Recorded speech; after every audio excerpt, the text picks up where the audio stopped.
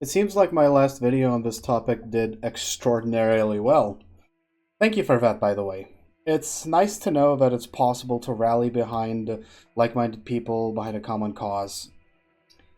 I've already mentioned it in my previous video that Team Fortress 2, a game I've personally been playing for 12 years at this point, is in an unplayable state.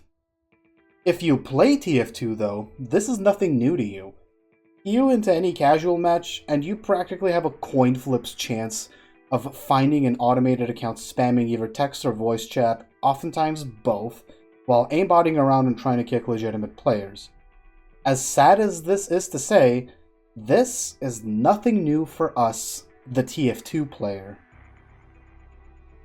2 years ago, on May 26th, 2022, a bunch of TF2 content creators got together to host a peaceful protest called #SaveTF2, with the intentions of bringing up the botting issue to Valve in hopes of a resolution to the crisis.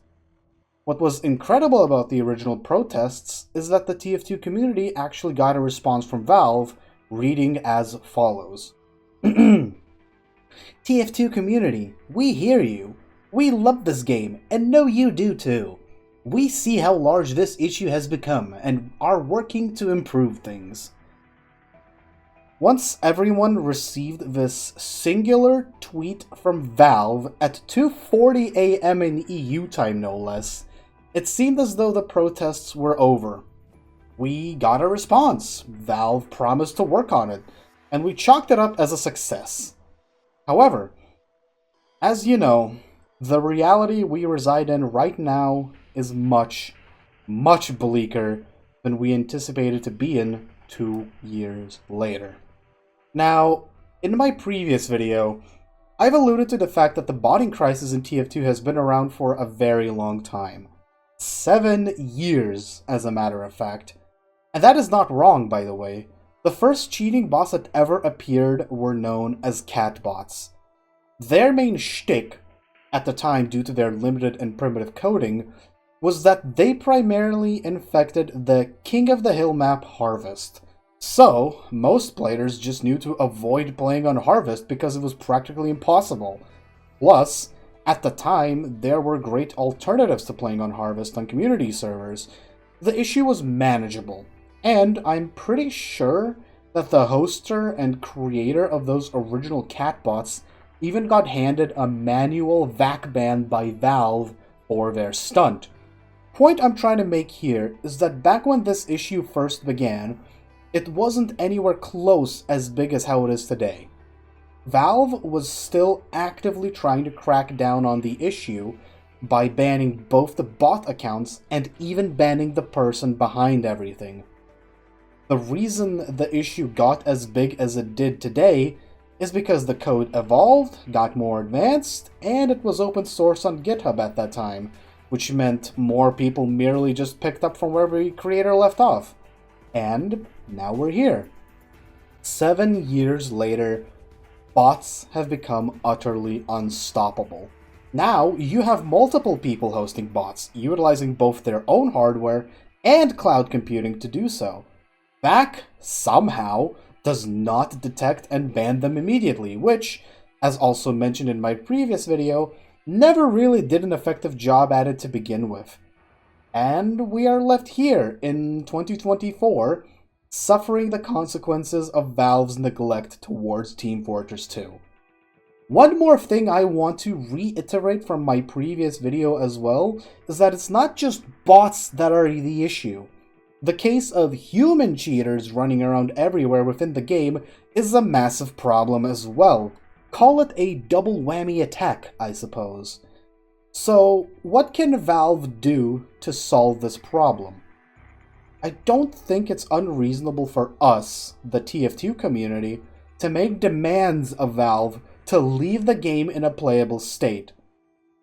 Valve needs to do slightly more than the barest of bare minimums for TF2, because all Valve continues to do with the game is give it horrible seasonal updates that only serve to make them money and keep the item servers as well as their own official matchmaking servers alive. That is all Valve ever does for TF2. I think I speak for everyone here on what our demands for this are. Get rid of the bots, cheaters, and update the anti-cheat for crying out loud. All we want is for TF2 to be playable. I've long since given up hope on Valve ever giving us another major update, considering we are nearing 7 years since the last major update to TF2, and we're 6 years behind the last ever balance patch for the game. I've accepted the fact that Valve does not want to dedicate resources into TF2 anymore. Fine. Our protest this time with fixed TF2 is not for them to give us another major update or to balance broken weapons, even if I would love for trash like the Wrangler to be made more balanced, but, as outlined earlier, we want a functional anti-cheat and for the bots to be gone. Period. So, how can Valve accomplish this? Well, there are simple things Valve can do. As many community projects have demonstrated, an example being Mega Scatterbomb's cheater database or a source mod plugin called Source Mod Anti-Cheat, SMAC for short, updating and detecting cheaters by updating the anti-cheat should not be that difficult of a job. I've even heard anecdotal blabberings from bot hosters that it would take Valve, at most, a week's worth of work to update everything and kick the cheaters and bots out of the game. If small community-run servers can easily handle and get rid of bots joining en masse, honestly, what is stopping Valve, of all people, from accomplishing the same thing on a greater scale? We also have the more drastic solutions Valve could try. An example of this I brought up in my previous video on this topic. Valve could take a page out of their own game's page, being Counter-Strike 2, and implement a similar Prime status system into TF2. They already have something sorta similar for their competitive mode within TF2, where you need to be a specific casual level, have a premium account, and need a phone number attached to participate. Or you can buy the useless Ascent competitive pass and give Valve even more money if you're insane. For those who do not know how Prime status works in Counter-Strike, players with Prime status are only ever matched with other players that have Prime status. Prime is a paid-only thing, never goes on discount, and is always set to a fixed rate of $15. While it is not a fully bulletproof solution to both the bot and cheating issues of TF2, hell, it's not even a bulletproof solution for Counter-Strike either. This would be at least a stepping stone and bring us closer to a long-term solution to this problem.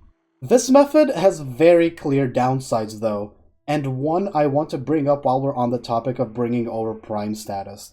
Free-to-play players would be the most negatively impacted by this change, and for that, I can easily understand why. While not an impossible thing for them, I can imagine that it would be less financially viable to spend $15 on every single bot account to continue ruining the games of real players. Bot hosters can just merely use phished or hacked accounts with this imaginary Prime status for TF2 to bypass the monetary requirement. Meanwhile, I would imagine that most bot hosters would simply keep their bot accounts free to play, which I hope you can see the problem here. Counter-Strike also has a solution to this dilemma as well, called Trust Factor, which basically matches you up with people who have a similar invisible trust metric. Valve have mentioned that they had plans on expanding the use of the Trust Factor system to other games, and letting developers of other games also utilize it, so why not extend its use to TF2? Lord knows we need it at this point. What I'm saying is, Solution A would be to copy Counter-Strike's homework. They already did that in the past, by copying the skin and rarity system, as well as mimicking CSGO's operations in TF2 during Gunmetal and Tough Break.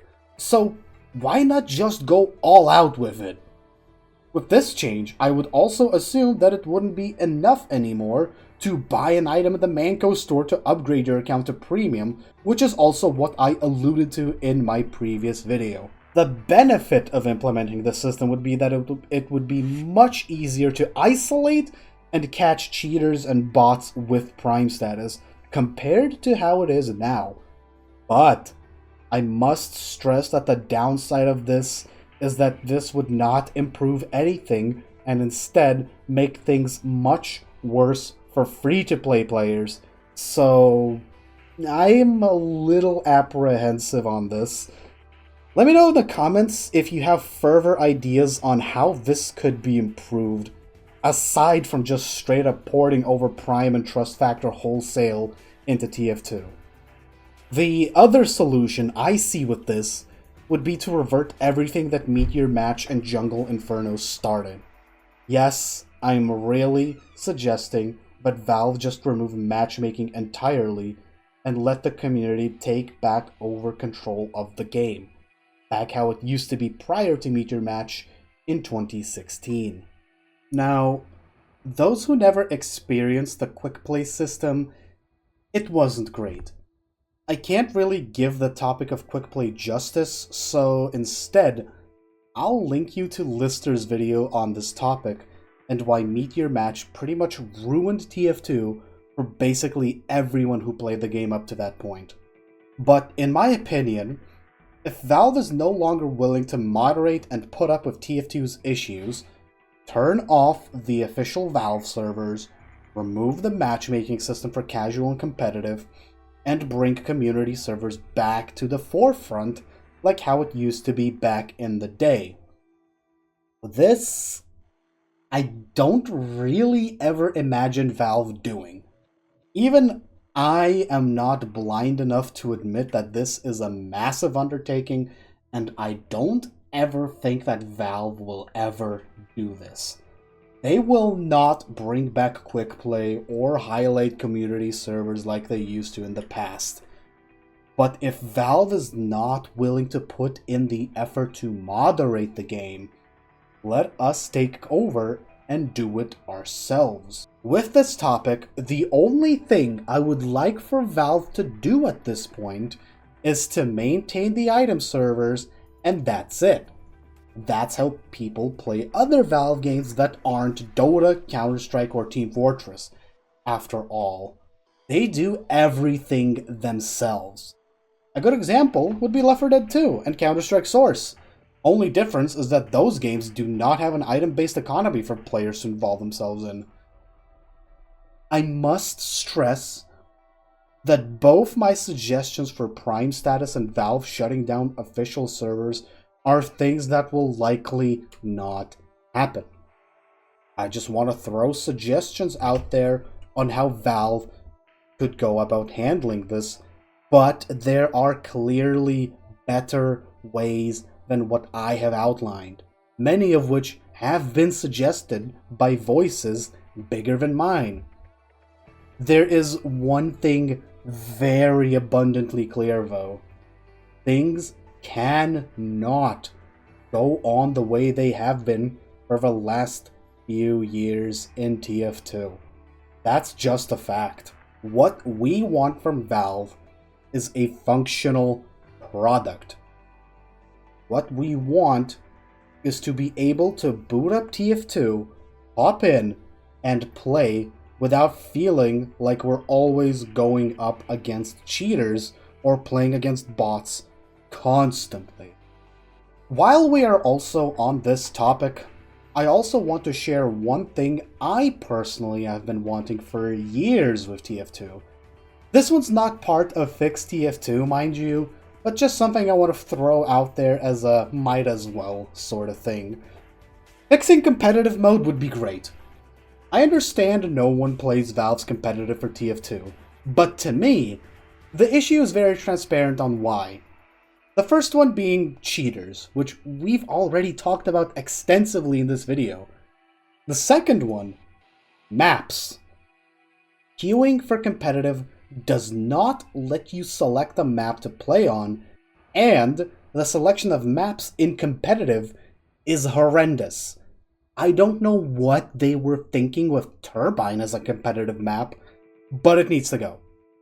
Adding a rotating map pool, say, every 4 months, so 3 times a year, and letting the player choose on which maps they want to play on, doesn't sound like it would be that hard to make for TF2, would it? And the third issue is likely the cause of why, if you ever try to play competitive mode, your game crashed, and why you were left with a cooldown. The enforced graphical restrictions for competitive. Back when competitive mode was being tested during the quote-unquote beta, Valve, in their infinite wisdom at the time, decided it would be a great idea to force everyone playing competitive to have high graphical restrictions for the sake of visual parity for every player in the match or something stupid like that. People hated it in the beta, and it still made it onto the final release of Meet Your Match. I was hoping that during the supposed Blue Moon update, so to speak, that they would remove this idiotic restriction, but alas, they left it in. This needs to go, and I think it would go a very long way in at least giving the in-game competitive mode a niche audience, so long as the other 2 points get addressed as well. That's all I've wanted to say with my side tangent. So, Valve, the ball is in your court. We've had enough. We've said our piece. It's your turn to do something about this. Remember, TF2 isn't dying. It's being intentionally killed.